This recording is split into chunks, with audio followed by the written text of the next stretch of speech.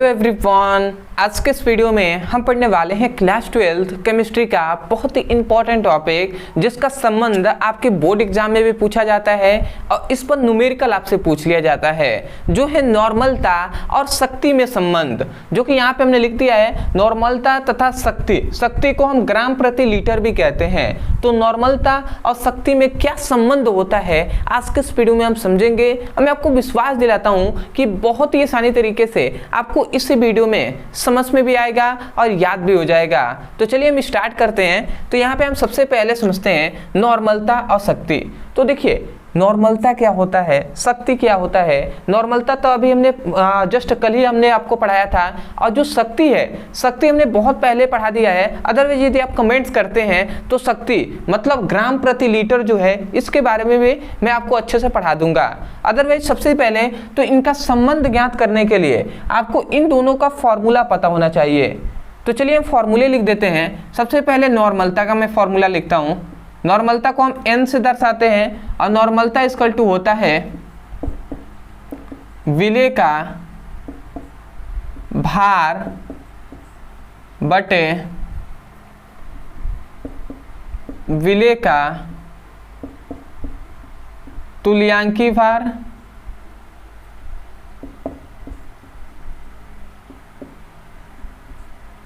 और गुणे क्या हो जाएगा विलयन का आयतन, और वो भी किस में तो लीटर में। तो ये बात को याद रखेंगे, जो विलेय का भार है वो किस में ग्राम में हो जाएगा। तो ये आपको दिखाई दे रहा है कि जो नॉर्मलता का फॉर्मूला होता है विलेय का भार बटे विलयन का तुल्यांकी भार बटे विलयन का आयतन लीटर में। तो ये हो गया नॉर्मलता का फॉर्मूला। अब इसी तरह हमें शक्ति मतलब ग्राम प्रति लीटर का भी फॉर्मूला पता होना चाहिए। तो इसका भी फॉर्मूला होता है, याद रखेंगे, शक्ति को हम S से दर्शाते हैं। तो S इक्वल टू होता है विलेय का भार, वो भी किसमें तो ग्राम में, अब बटे होता है विलयन का आयतन, और वो भी किसमें तो लीटर में। तो ये हमने दोनों का देखिए यहाँ पे अगर आप ध्यान से समझते हैं तो इन दोनों का हमने क्या लिख दिया है, सूत्र लिख दिया है। अब देखिए इनमें हम संबंध कैसे ज्ञात करेंगे। तो यदि आप ध्यान से देखते हैं यहाँ पे ग्राम का विलेय का भार दिया है ग्राम में और विलयन का आयतन दिया है लीटर में। इसमें भी आप देखते हैं तो विलेय का भार दिया है ग्राम में और यहाँ पे देखेंगे तो विलयन का आयतन दिया है लीटर में। मतलब अगर आप ध्यान से यहाँ पे अगर देखें तो आपको क्या चीज़ कॉमन मिलेगा, ये यहाँ से आप देखते हैं तो ये सभी ये आपको पूरी तरीके से कॉमन दिखाई दे रहा है। विलेय का भार बटे विलयन का आयतन, यहाँ पे विलेय का भार बटे विलयन का आयतन। तो बताइए इन दोनों के जगह पर हम चाहे तो S लिख सकते हैं कि नहीं, बिल्कुल लिख सकते हैं। तो ये अगर हम पुटअप करते हैं तो यहाँ पे हम क्या लिखेंगे नॉर्मलता तथा शक्ति में संबंध। यही हमें संबंध क्या मिलेगा, यहाँ से हमें मिल जाएगा नॉर्मलता इक्वल टू, इसके जगह पर हम क्या लिखेंगे S लिख देंगे। S मतलब हम शक्ति लिखेंगे, ठीक है। और यहाँ पे विलेय का तुल्यांकी भार है तो हम लिख देंगे विलेय का तुल्यांकी भार, ठीक है। तो ये हमें संबंध इसका मिल गया। किसका संबंध, नॉर्मलता और शक्ति में क्या संबंध होता है।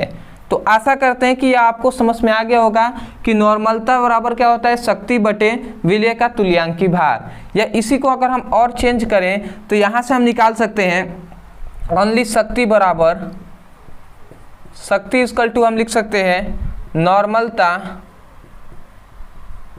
और गुणे क्या हो जाएगा विलेय का तुल्यांकी भार। तो ये भी आपको फॉर्मूला याद करना होगा।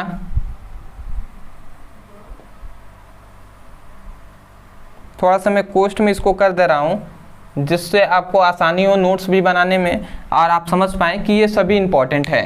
तो देखिए यहाँ पे हमने केवल इनके जगहों पर हमने एस रखा है, एस मतलब शक्ति, जिसे हम ग्राम प्रति लीटर भी कहते हैं। और ये आपको नॉर्मलता निकालना हो तो इसका यूज़ कर लेंगे, ठीक है। और यदि शक्ति निकालना हो तो हमने ये केवल नीचे वाले इधर भाग में है, इधर आ जाएगा तो गुणा कराएगा।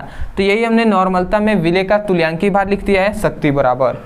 तो आशा करते हैं कि इसमें जो भी फॉर्मूले आपको बताए गए हैं, संबंध बताया गया है, ये आप समझ गए होंगे। अदरवाइज ये थोड़ा सा याद आप कर सकते हैं। याद क्या करना है, यदि आपने नॉर्मलता और शक्ति आपने पढ़ा होगा और याद है इनका परिभाषा फॉर्मूला, तो ये भी तो आपको याद हो जाएगा ना, ठीक है। इसमें कुछ भी हमने किया नहीं है, केवल हमने चेंज किया है, ठीक है। तो आशा करते हैं कि आपको समझ में आ गया होगा।